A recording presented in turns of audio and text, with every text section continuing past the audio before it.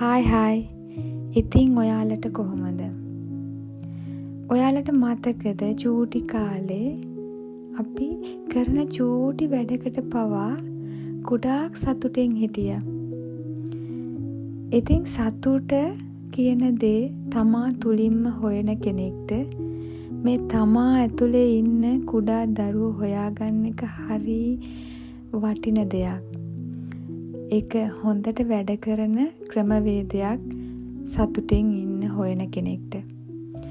ඉතින් අපි බලමු කොහොමද තමා තුළ ඉන්නේ කුඩා දරුවා අසීමාන්තිකව සතුටෙන් හිටපු ඒ කුඩා දරුවා හොයාගන්නේ කොහොමද කියලා. චුට්ටක් ඇස් දෙක පියාගන්නකෝ, මතක් කරන්න. ඔයා පොඩි කාලේ කරපු සෙල්ලමක් සතුටු වෙන්න පුළුවන්. උදාහරණයකට ඔන්චිල්ලාවක් පදිනව වෙන්න පුළුවන්. ගහකට නගිනව වෙන්න පුළුවන්. ගහකට නැගලා අඹ ගෙඩියක් කඩා ගන්නවා. නැත්තම් සින්දුවකට නටනවා. එහෙම නැත්තම් ජිල් බෝල ගහනවා, කොටු පනිනවා. ඉතින් දවසක් අපි වෙන් කරගෙන කවුරුවත් නැති තැනක නිදහසේ ඔන්චිල්ලාවක් පදිමුද? එහෙම නැත්තම් කොටු පනිමුද? එහෙම නැත්තම් ජිල් බෝල ගහමුද? චූටි කාලේ ආස වෙච්ච. ඊට අමතරව ඔයාට කරන්න පුළුවන් ඔයාටම ඔයාගේ කුඩා කල දරුවට අසීමාන්තිකව අනුකම්පා කරන්න.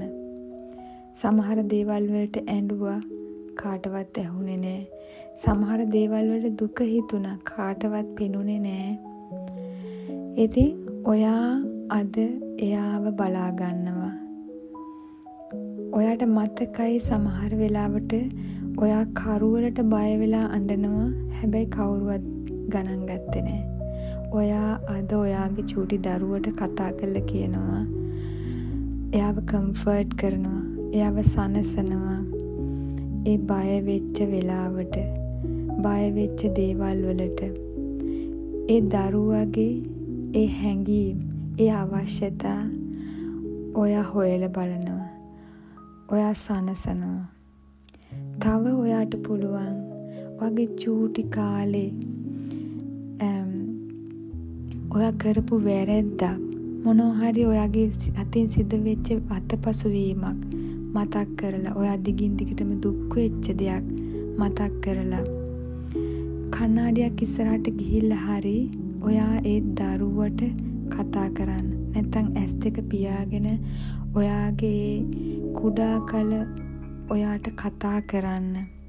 ඒ වැරද්ද උනාට කමක් නෑ. ඔයා ඒ දෙයින් ලොකු පාඩමක් ඉගෙන ගත්තා.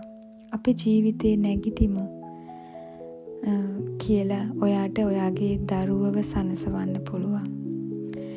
ඊට අමතරව තව ඔයාට කරන්න පුළුවන් චූටි කාලේ අපි හැමෝම චිත්‍ර අඳින්න හරි, නැටුම් නටන්න හරි, සින්දු කියන්න හරි, ඩ්‍රාම කරන්න හරි, ඒ වගේ මොනවා හරි නිර්මාණශීලී දෙයකට අපි දක්ෂයි. හැබැයි අපි කාලයත් එක්ක මේ හැම දෙයක්ම අමතක කරලා අර බාර ස්ට්‍රෙස් අරගෙන වගකීම් වලින් පීඩාවට පත් වෙලා සතුට අමතක කරලා තාලා තියෙනවා. ඉතින් ඔයා නටන්න පීනන්න ආස කෙනෙක්ට දැන් පටන් ගන්න පුළුවන්. ඔයාට පේනවා ඇති මම මේ චිත්‍රයක් අඳිනවා. මම දක්ෂ සිත්තරියක් නෙවෙයි. ඒ වුණාට මම චුට්ට මගේ ඒ ආසම කරපු හොබි එක මං ආයෙ පටන් ගත්තා. මොකද දැන් මට ඒව ගන්න, ඒ මැටීරියල්ස් ගන්න මට සල්ලි තියෙනවා. මම දැන් වැඩිහිටියෙක්. මට උවමනා දේවල් මං වෙනුවෙන් ගන්න, මට මිලදී ගන්න මට හැකියාව තියෙනවා. සහ මට නිවාඩුවක් ලැබුණම මං වෙනුවෙන් වෙලාවක් වෙන් කරගෙන මං ආස දේවල් මං කරනවා. ඉතින් ඔයාලටත් පුළුවන් ඒ වගේ ඔයාගේ ඇතුලේ සැඟවිලා තියෙන නිර්මාණාත්මක දෙයක් එළියට ගන්න. ඊට අමතරව ඔයාට කරන්න පුළුවන් චූටි කාලේ ඔයා ආස වෙච්ච මොනවා හරි ස්නැක් එකක් කන්න, කාටුන් එකක් බලන්න, වෙලාවක් වෙන් කරගන්න ඔයා වෙනුවෙන්. ලිපි ටිප් එකක් කන්න වෙන්න පුළුවන්. ඒ කාලේ ඔයාලට බැරි වෙන්නේ නැති. ඊට පස්සේ කාටුන් එක බලන්න ඔයාලට මිස් වෙන්නේ නැති ක්ලාස් තිබුණු නිසා. ඉතින් ඔයාට දැන් වෙලාව වෙන් කරගන්න පුළුවන් හිතාමතාම. තව ඔයාට කරන්න පුළුවන් ජර්නලින්. එහෙම නැත්තම් ලියුමක් ලියන්න පුළුවන් ඔයා විසින් ඔයාගේ කුඩා කල දරුවට.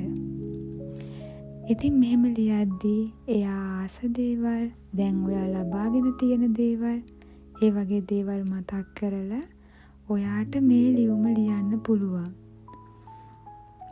ඉතින් තමා තුළින් සතුට හොයන කෙනෙක්ට මං හිතනවා මේක හොඳ ක්‍රමවේදයක්.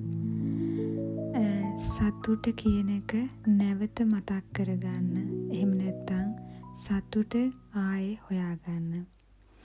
ඉතින් මම කරන්නේ මේ